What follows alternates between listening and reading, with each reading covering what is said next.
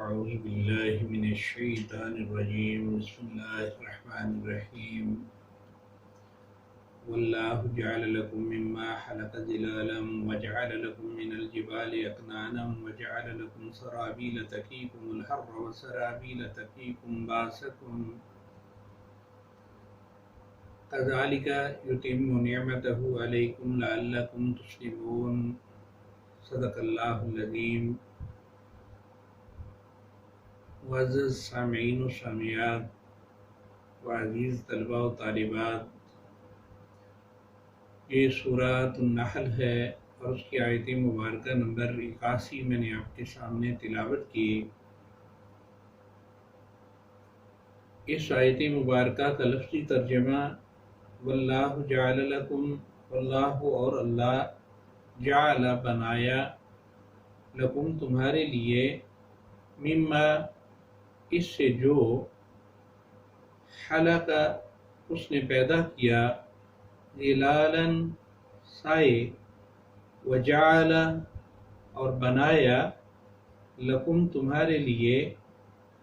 من سے، من الجبال پہاڑوں سے، اقنانا پناگاہیں، وجعل اور بنایا، لکم تمہارے لیے، سرابیلا کرتے، تقیکم بچاتے ہیں تمہیں، الحر گرمی سے، وسرابیلا اور بنائے کرتے، تقیکم بچاتے ہیں تم کو، باسکم لڑائی کے دوران، کذالک اسی طرح، یتم وہ مکمل کرتا ہے، وہ تمام کرتا ہے، نعمتہ اپنی نعمت، علیکم تم پر، لعلکم تاکہ تم، تسلمون فرما بردار بنو۔ اور اللہ ہی نے پیدا کی ہیں وہ چیزیں تمہارے لیے جو تمہیں سایہ دیتی ہیں، اللہ نے سایہ دار درخت تمہارے لیے پیدا کر دیے، وجعل لکم من الجبال اکنانا اور پہاڑوں کے اندر تمہارے لیے اللہ رب العزت نے پناگاہیں بنا دی، وجعل لکم سرابیل تقیکم اور وہ کرتے بنائے جو تمہیں گرمی سے بچاتے ہیں، وسرابیل تقیکم باسکم اور وہ کرتے جو تمہیں جنگ کے دوران دشمن کے وار سے بچاتے ہیں، یعنی زریں، کذالک یتم نعمتہ علیکم اسی طرح اللہ اپنی نعمتیں تمام کرتا ہے اپنے بندوں پر، لعلکم تسلمون تاکہ وہ اس کے فرما بردار بن جائیں،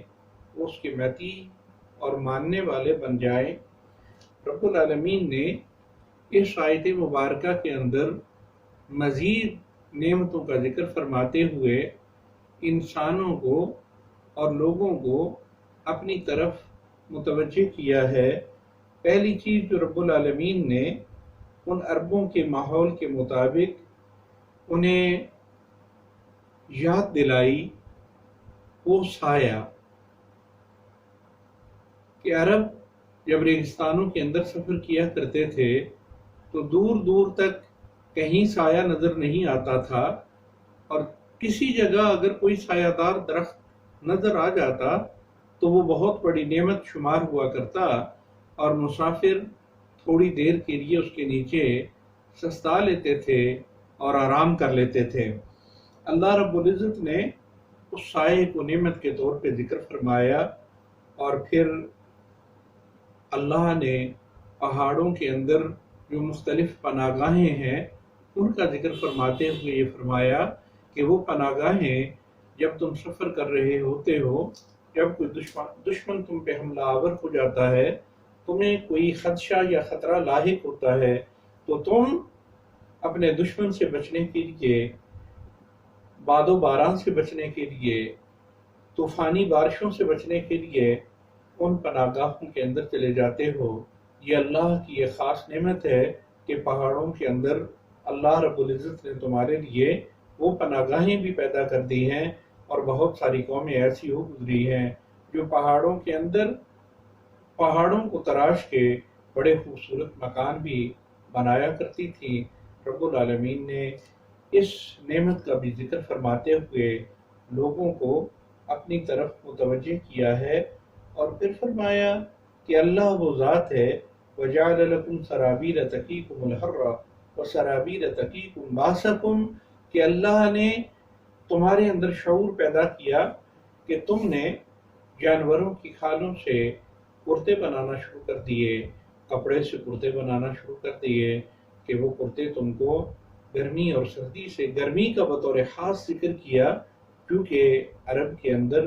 گرمی بہت زیادہ ہوا کرتی تھی کہ وہ تمہیں گرمی سے بچاتے ہیں، اور ہاں سردی سے بھی تو بچاتے ہیں، گرمی کا بطور خاص ذکر کر کے سردی کا ذکر اس کے اندر ہی آ گیا۔ اور پھر فرمایا کہ وہ زریں جو تم تیار کرتے ہو کرتے کی شکل میں، جب جنگ کا موقع ہوتا ہے تو اس جنگ کے موقع پہ وہ زریں تمہیں بچاتی ہیں دشمن کے وار سے اور تمہارے جسم کی حفاظت کرتی ہیں۔ یہ دیکھیں کتنی نعمتیں اللہ رب العزت نے تمہارے اوپر کی ہیں، اور یہ نعمتیں اللہ نے اس لیے تمہارے اوپر کی ہیں کہ تم ان نعمتوں کی قدر کرو، اور ان نعمتوں کی قدر کرتے ہوئے اللہ کے سامنے سر تسلیم حمد کر لو۔ یہ عام رویہ ہے دنیا کا کہ جب کوئی دنیا کا مالک اپنے آقا اور مالک اپنے غلاموں کو اور اپنے بندوں کو اور اپنے ماتحتوں کو کوئی نعمت دیتا ہے، کوئی آسائش دیتا ہے، تو وہ نعمتیں اور آسائشیں دے کے اس سے اس کا مقصود انہیں اپنے لیے اور زیادہ فرمانبردار بنانا ہوتا ہے۔ تو یہی مطالبہ رب العالمین بھی فرما رہے ہیں کہ تم ان ساری نعمتوں کو دیکھتے ہوئے میرے فرمانبردار بندے بن جاؤ۔ اور اگلی آیت مبارکہ کے اندر یہ ارشاد فرمایا جا رہا ہے کہ فَإِن تَوَلَّوْا فَإِنَّمَا عَلَيْكَ الْبَلَاغُ الْمُبِينُ، فَإِن تَوَلَّوْا پھر اگر وہ پھر جائیں، فَإِنَّمَا عَلَيْكَ الْبَلَاغُ الْمُبِينُ تو اے میرے پیغمبر آپ کے ذمہ تو صرف پہنچا دینا ہے۔ نبی کریم صلی اللہ علیہ وسلم کی عادت مبارکہ تھی کہ آپ اپنی امت کے لیے بہت زیادہ حریص تھے کہ یہ سارے کے سارے ہدایت پا جائیں۔ تو رب العالمین نے فرمایا اِنَّكَ لَا تَهْدِي مَنْ أَحْبَبْتَ وَلَكِنَّ اللَّهَ يَهْدِي مَن يَشَاءُ، میرے پیغمبر تو جسے چاہے اسے ہدایت نہیں دے سکتا، ہدایت کا فیصلہ تو میں رب نے کرنا ہے، میں جس کے اندر اس کی طلب اور تڑپ دیکھوں گا میں اس کے بارے میں اس کا فیصلہ کروں گا۔ اس لیے آپ اتنے رنجیدہ خاطر نہ ہوا کیجئے، آپ اس پہ اتنا مت پڑا کیجئے، آپ کا کام صرف اس دعوت کو لوگوں تک پہنچا دینا ہے، سو آپ دعوت پہنچانے کا پورا حق ادا کر رہے ہیں۔ اس لیے میرا پیغمبر دعوت پہنچانا آپ کا کام، دعوت کے بارے میں آپ سے سوال تو کیا جا سکتا ہے کہ آپ نے اس دعوت کو کس حد تک پہنچایا، لیکن ہدایت کے فیصلے کے بارے میں آپ سے نہیں پوچھا جائے گا۔ گویا پیغمبر صلی اللہ علیہ وسلم کو یہ فرما کے تسلی بھی دی جا رہی ہے کہ اے میرے محبوب آپ تسلی رکھیے، آپ سے اس بارے میں سوال نہیں کیا جائے گا۔ اور اگلی آیت مبارکہ کے اندر یہ بات ارشاد فرمائی کہ یعرفون نعمت اللہ ثم ینکرونہا واکثرہم الکافرون، یعرفون نعمت اللہ کہ اللہ نے جو نعمتیں ان پہ کی ہیں، یعرفون ان کا تعارف رکھتے ہیں، ان نعمتوں کو وہ خوب پہچانتے ہیں، ثم ینکرونہا پہچانتے ہوئے اس کا انکار کر جاتے ہیں، واکثرہم الکافرون اور ان میں سے اکثر ناشکرے لوگ ہیں کہ اللہ کی نعمتوں کو پہچانتے ہوئے پھر اس کی ناشکری کرتے ہیں۔ ان کا یہ رویہ تھا کہ جب ان سے پوچھا جاتا